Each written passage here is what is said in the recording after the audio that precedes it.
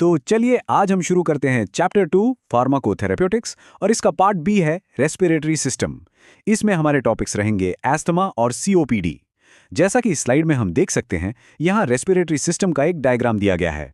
इसमें देखिए, सबसे ऊपर है ट्रैकिया। इसका मतलब होता है हमारी सांस की नली, जहाँ से हवा अंदर जाती है। फिर ये नली आगे जाकर दो हिस्सों में बंट जाती है, जिसे ब्रोंकस कहते हैं। और ये ब्रोंकस हवा को सीधे हमारे लंग्स यानी कि फेफड़ों तक ले जाते हैं। तो आज के इस सेशन में हम इन्हीं फेफड़ों से जुड़ी दो बहुत ही इंपॉर्टेंट बीमारियों एस्थमा और सीओपीडी के बारे में डिटेल में पढ़ेंगे। चलिए शुरू करते हैं। तो आइए रेस्पिरेटरी सिस्टम का इंट्रोडक्शन देखते हैं। सबसे पहले है मेजर फंक्शन। इसका मेजर फंक्शन है exchange of gases during internal and external respiration. इसका मतलब ये होता है कि रेस्पिरेटरी सिस्टम का सबसे मुख्य काम इंटरनल और एक्सटर्नल रेस्पिरेशन के दौरान गैसेस का आदान प्रदान करना है। सिंपल शब्दों में ऑक्सीजन को शरीर के अंदर लेना और कार्बन डाइऑक्साइड को शरीर से बाहर निकालना। अब आगे बढ़ते हैं। सिस्टम इंक्लूड्स, यानी इस सिस्टम में क्या क्या शामिल है। इसमें आते हैं वोकल कॉर्ड्स, ये आवाज पैदा करने में मदद करते हैं। फिर हैं लंग्स यानी फेफड़े, ये सिर्फ सांस लेने में ही नहीं बल्कि हमारे शरीर के एसिड बेस बैलेंस, जिसे हम पीएच लेवल भी कहते हैं, उसको मेंटेन करने में भी बहुत जरूरी भूमिका निभाते हैं। और तीसरा है ऑल्फैक्टरी बल्ब्स, ये हमें किसी भी चीज को सूंघने में, उसकी गंध को पहचानने में मदद करते हैं। आखिर में है रेस्पिरेशन मैकेनिक्स। इसकी पहली प्रोसेस है वेंटिलेशन ऑफ लंग्स। इसका मतलब है फेफड़ों में हवा का अंदर आना और बाहर जाना। दूसरी प्रोसेस है एक्सक्रीशन ऑफ वाटर वेपर। इसका मतलब जब हम सांस छोड़ते हैं तो उसके साथ पानी की भाप का भी बाहर निकलना। और तीसरी प्रोसेस है supplying air to the larynx for voice production, मतलब बोलने के लिए, आवाज निकालने के लिए हमारे लैरिंग्स यानी स्वरयंत्र तक हवा पहुंचाना। ये तीनों मैकेनिक्स मिलकर ही पूरे रेस्पिरेशन के प्रोसेस को संभव बनाते हैं। तो चलिए हमारी पहली बीमारी एस्थमा को समझते हैं। एस्थमा शब्द जो है, ये एक ग्रीक वर्ड से आया है, जिसका मतलब होता है शॉर्ट ऑफ ब्रेथ, यानी सांस की कमी। अब इसकी डेफिनेशन देखते हैं। A condition in which our airways become narrow, swell up and become more glandular, produce extra mucus.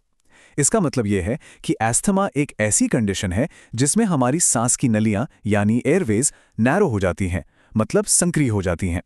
उनमें स्वेल अप यानी सूजन आ जाती है और वो जरूरत से ज्यादा ग्लैंडुलर हो जाती हैं, यानी एक्स्ट्रा म्यूकस या बलगम बनाने लगती हैं। इसकी वजह से खांसी, सांस लेने में तकलीफ जैसे सिम्टम्स आते हैं। अब इस डायग्राम में देखिए कितना साफ अंतर दिख रहा है। एक तरफ है नॉर्मल एयरवे, देखिए इसका रास्ता बिल्कुल साफ और खुला हुआ है, जिससे हवा आसानी से आ जा सकती है। और दूसरी तरफ है एस्थमेटिक एयरवे। इसमें साफ दिख रहा है कि सूजन की वजह से रास्ता कितना संकरा हो गया है और अंदर म्यूकस भी जमा है। ऐसे में सांस लेना कितना मुश्किल हो जाता होगा, ये हम आसानी से समझ सकते हैं। अब हम देखते हैं एस्थमा का क्लासिफिकेशन, यानी इसका वर्गीकरण। इस फ्लो चार्ट की मदद से हम इसके 5 प्रकार समझेंगे। नंबर 1 है सीजनल एस्थमा। जैसा कि नाम से ही पता चल रहा है, ये एस्थमा मौसम में बदलाव के कारण होता है, जैसे सर्दी या गर्मी के मौसम में। दूसरा है एलर्जिक एस्थमा।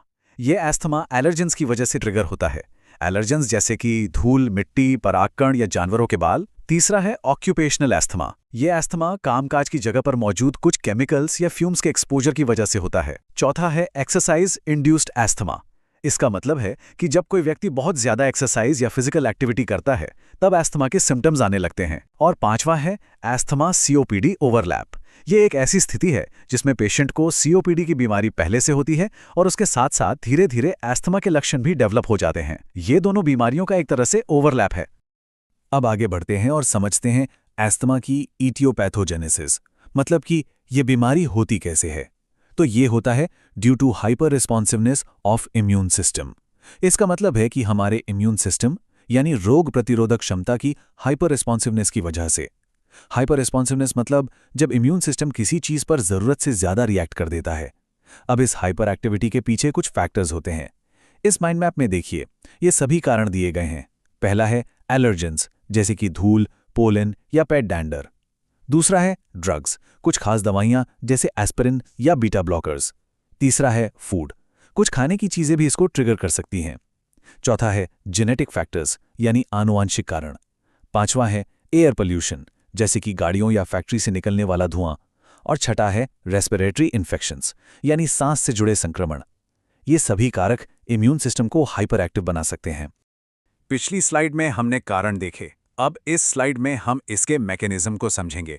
ये पूरा प्रोसेस कैसे होता है, आइए इस फ्लो चार्ट से स्टेप बाय स्टेप देखते हैं। सबसे पहले interaction of factors with bronchial mucosa, मतलब जो फैक्टर्स हमने पिछली स्लाइड में देखे जैसे धूल, वो हमारी सांस की नली की अंदरूनी परत यानी ब्रोंकियल म्यूकोसा के संपर्क में आते हैं। इसके बाद activation of helper T cells, इससे हमारा इम्यून सिस्टम अलर्ट होता है और हेल्पर टी सेल्स को एक्टिवेट कर देता है। फिर T cells stimulate B cells to produce IgE antibody. ये टी सेल्स बी सेल्स को सिग्नल देते हैं आईजीई एंटीबॉडी बनाने के लिए।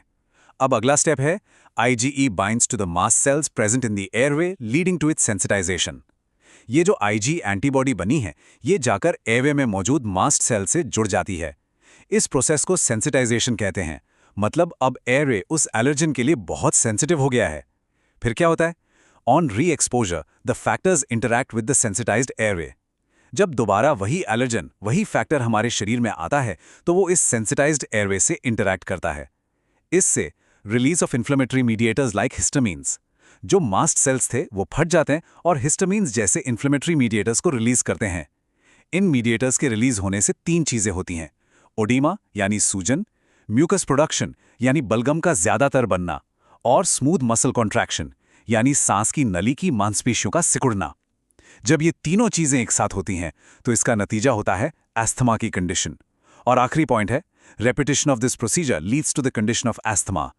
जब ये पूरी प्रक्रिया बार बार होती रहती है तो ये स्थिति एस्थमा की बीमारी में बदल जाती है। अब बात करते हैं अस्थमा के क्लिनिकल मैनिफेस्टेशंस की, यानी इसके लक्षण क्या क्या हैं। पहला लक्षण है वीजिंग। इसका मतलब होता है सांस छोड़ते समय सीटी जैसी आवाज का आना। दूसरा है डिस्प्नोया। इसका मतलब है डिफिकल्टी इन ब्रीदिंग, यानी सांस लेने में तकलीफ होना। फिर है कॉफ एंड चेस्ट टाइटनेस, यानी खांसी और सीने में जकड़न महसूस होना। अगला है एक्सपिरेशन में प्रोलॉन्ग। इसका मतलब सांस को बाहर छोड़ने में नॉर्मल से ज्यादा समय लग सकता है। और आखिरी है थिक जेलेटिनस स्प्यूटम, यानी गाढ़ा और चिपचिपा बलगम आना। इन खास लक्षणों को याद रखने के लिए एक आसान सा मेमोनिक है, WCD। चलिए देखते हैं इसका क्या मतलब है। W से है वीजिंग, C से है कॉफ एंड चेस्ट टाइटनेस, और D से है डिस्प्नोया। तो WCD ये अस्थमा के 3 प्रमुख लक्षण हैं जिन्हें हमें याद रखना है। चलिए अब हम देखते हैं एस्थमा का फार्माकोलॉजिकल मैनेजमेंट, मतलब इसके इलाज के लिए कौन कौन सी दवाइयों का इस्तेमाल किया जाता है। इस टेबल में हम इसकी क्लासेस देख सकते हैं। सबसे पहली क्लास है जनरल ब्रोंकोडायलेटर्स। जैसा कि नाम से ही साफ है, ये वो दवाइयां हैं जो ब्रोंकियोल्स को डायलेट करती हैं, यानी सांस की नलियों को चौड़ा करती हैं। इसके अंदर पहली सब क्लास है बीटा एगोनिस्ट्स। इसमें 2 प्रकार हैं। पहला SABA यानी शॉर्ट एक्टिंग बीटा एगोनिस्ट्स। ये दवाइयां तेजी से काम करती हैं और जल्द आराम देती हैं। इसका एग्जाम्पल है सैल्बुटामोल। दूसरा है LABA यानी लॉन्ग एक्टिंग बीटा एगोनिस्ट्स। ये दवाइयां धीरे धीरे लंबे समय तक असर करती हैं। इसका एग्जाम्पल है सैल्मेटारोल। जनरल ब्रोंकोडायलेटर्स की दूसरी सब क्लास है म्यूस्करनिक एंटेगोनिस्ट्स। इसमें भी 2 प्रकार हैं। पहला है SAMA यानी शॉर्ट एक्टिंग म्यूस्करनिक एंटेगोनिस्ट, और दूसरा है LAMA यानी long acting म्यूस्करनिक antagonist.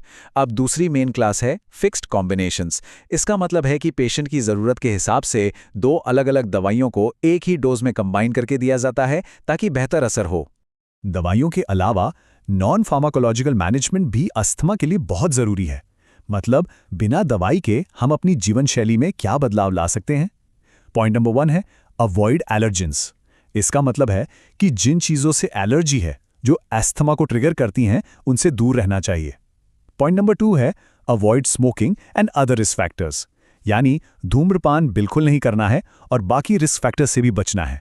Point number 3 है bye practising प्राणायाम/योगा to increase lung capacity. इसका मतलब प्राणायाम और योगा का नियमित अभ्यास करना चाहिए ताकि फेफड़ों की क्षमता यानी लंग कैपेसिटी बढ़ सके। पॉइंट नंबर 4 है regular use of home remedies. कुछ घरेलू नुस्खे भी इसमें मददगार हो सकते हैं। और पॉइंट नंबर 5 है फॉलो रेगुलेटेड डाइट प्लान्स, यानी एक अनुशासित और संतुलित आहार का पालन करना बहुत जरूरी है। तो एस्थमा के बाद अब हमारा दूसरा टॉपिक है COPD। COPD का पूरा नाम है क्रॉनिक ऑब्स्ट्रक्टिव पल्मोनरी डिजीज। चलिए इस नाम को ही आराम से समझते हैं। क्रॉनिक का मतलब है लंबे समय तक चलने वाली बीमारी, ऑब्स्ट्रक्टिव का मतलब है जिसमें कोई रुकावट हो, और पल्मोनरी का मतलब है फेफड़ों से संबंधित। तो ये फेफड़ों की एक ऐसी बीमारी है जो लंबे समय तक चलती है और जिसमें सांस के रास्ते में रुकावट आती है। स्लाइड पर देखते हैं। It is largely caused by smoking and long term exposure to irritating gases. इसका सबसे बड़ा कारण है स्मोकिंग यानी धूम्रपान और लंबे समय तक प्रदूषित हवा या गैसेस के संपर्क में रहना। इसके सिम्टम्स हैं breathing difficulty, cough and mucus production, मतलब सांस लेने में तकलीफ, खांसी और बलगम का बनना। अब इस बॉक्स में इसके कुछ कैरेक्टरिस्टिक्स दिए गए हैं। ये प्रोग्रेसिव है यानी समय के साथ बढ़ती जाती है। ये प्रिवेंटेबल है मतलब इससे बचा जा सकता है। और ये ट्रीटेबल है यानी इसका इलाज संभव है। अब हम देखते हैं सीओपीडी की इथियोपैथोजेनेसिस यानी इसके होने के क्या कारण हैं। इसके दो मुख्य कारण हो सकते हैं। पहला है एनवायरनमेंटल फैक्टर्स यानी वातावरण से जुड़े कारक। इसमें सबसे प्रमुख है स्मोकिंग। इसके अलावा harmful gases and particulate matter from the environment can damage the Airways, मतलब वातावरण में मौजूद हानिकारक गैस और धूल के कण हमारे एयरवेज को यानी सांस की नलियों को नुकसान पहुंचाते हैं। दूसरा कारण है जेनेटिक फैक्टर यानी आनुवांशिक कारण। ये लगभग 1% लोगों में पाया जाता है।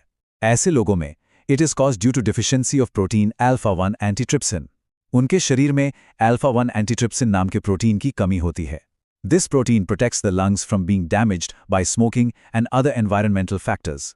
ये प्रोटीन एक सुरक्षा कवच की तरह काम करता है और फेफड़ों को स्मोकिंग और दूसरे एनवायरमेंटल फैक्टर्स के नुकसान से बचाता है। जब इस प्रोटीन की ही कमी हो जाती है तो फेफड़े आसानी से डैमेज हो जाते हैं। अब हम देखेंगे सीओपीडी के क्लिनिकल मैनिफेस्टेशंस। एक बहुत ही जरूरी बात यह है कि सीओपीडी सिर्फ फेफड़ों तक ही सीमित नहीं रहती, इसका असर पूरे शरीर पर पड़ता है। इस माइंड मैप में हम देख सकते हैं कि सीओपीडी से और कौन-कौन सी बीमारियां हो सकती हैं, जैसे कि हार्ट डिजीज यानी हृदय रोग, मसल फटीग यानी मांसपेशियों में थकान और कमजोरी, पल्मोनरी हाइपरटेंशन, लंग कैंसर यानी फेफड़ों का कैंसर, साथ ही मेंटल डिसऑर्डर्स यानी मानसिक समस्याएं और लिवर डिजीज यानी लिवर से जुड़ी बीमारियां भी हो सकती हैं। इसलिए यह समझना जरूरी है कि सीओपीडी एक सिस्टेमिक डिजीज है जिसका असर पूरे सिस्टम पर होता है। अब हम समझेंगे कि सीओपीडी में मुख्य रूप से दो कंडीशंस शामिल होती हैं। पहली है एम्फाइसीमा। स्लाइड पर इसकी डेफिनेशन है, in this condition the air sacs in the lungs are destroyed. इस डायग्राम में भी देखिए, जो एयर सैक्स यानी हवा की थैलियां हैं वो नष्ट हो जाती हैं। इसकी वजह से फेफड़ों की गैस एक्सचेंज करने की क्षमता कम हो जाती है। दूसरी कंडीशन है क्रॉनिक ब्रोंकाइटिस। इसकी डेफिनेशन है, in this condition the lining of the bronchial tubes is inflamed and narrowed. इसके डायग्राम में हम देख सकते हैं कि ब्रोंकियल ट्यूब्स यानी सांस की नलियों में सूजन आ जाती है और वो संकरी हो जाती हैं। इसकी वजह से हवा का आना जाना मुश्किल हो जाता है। तो एम्फाइसीमा और क्रॉनिक ब्रोंकाइटिस ये दोनों कंडीशंस मिलकर सीओपीडी कहलाती हैं। अब हम देखेंगे सीओपीडी का फार्माकोलॉजिकल मैनेजमेंट यानी दवाइयों से इसका इलाज कैसे होता है। जैसा कि स्लाइड पर लिखा है, for management general bronchodilators and fixed combination drugs are used. इसका मतलब इसके मैनेजमेंट के लिए भी एस्थमा की तरह ही जनरल ब्रोंकोडाइलेटर्स और फिक्स्ड कॉम्बिनेशन दवाइयों का इस्तेमाल किया जाता है। पहली क्लास जनरल ब्रोंकोडाइलेटर्स, इसमें वही साबा, लाबा, सामा और लामा ड्रग्स आते हैं जिनके बारे में हमने एस्थमा में पढ़ा था। और दूसरी क्लास है फिक्स्ड कॉम्बिनेशंस, जिसमें पेशेंट की स्थिति के अनुसार अलग अलग दवाइयों को कंबाइन करके दिया जाता है। तो इसका फार्माकोलॉजिकल मैनेजमेंट काफी हद तक एस्थमा के जैसा ही है। और आखिर में बात करते हैं सीओपीडी के नॉन फार्माकोलॉजिकल मैनेजमेंट की। दवाइयों के साथ साथ ये तरीके अपनाना बहुत ही जरूरी है। इस लिस्ट में कुछ पॉइंट्स दिए गए हैं, लेकिन 2 पॉइंट्स पर स्टार लगा है, जिनका मतलब है कि ये सबसे ज्यादा महत्वपूर्ण है। पहला स्टार्ट पॉइंट है स्मोकिंग सेसेशन। इसका मतलब है धूम्रपान पूरी तरह से छोड़ना। सीओपीडी के मैनेजमेंट में यह सबसे जरूरी कदम है। दूसरा स्टार्ट पॉइंट है रेगुलर न्यूमोकॉकल वैक्सीनेशन, यानी समय समय पर न्यूमोकॉकल वैक्सीन लगवाना ताकि फेफड़ों में होने वाले गंभीर इन्फेक्शन से बचा जा सके। इसके अलावा दूसरे पॉइंट्स हैं avoiding tobacco, occupational safety, environment, lifestyle and diet, यानी तंबाकू से बचना, काम की जगह पर सुरक्षा का ध्यान रखना, साफ वातावरण में रहने की कोशिश करना, एक अच्छी जीवन शैली अपनाना और सही आहार लेना। पर सबसे जरूरी स्मोकिंग छोड़ना और वैक्सीनेशन करवाना है।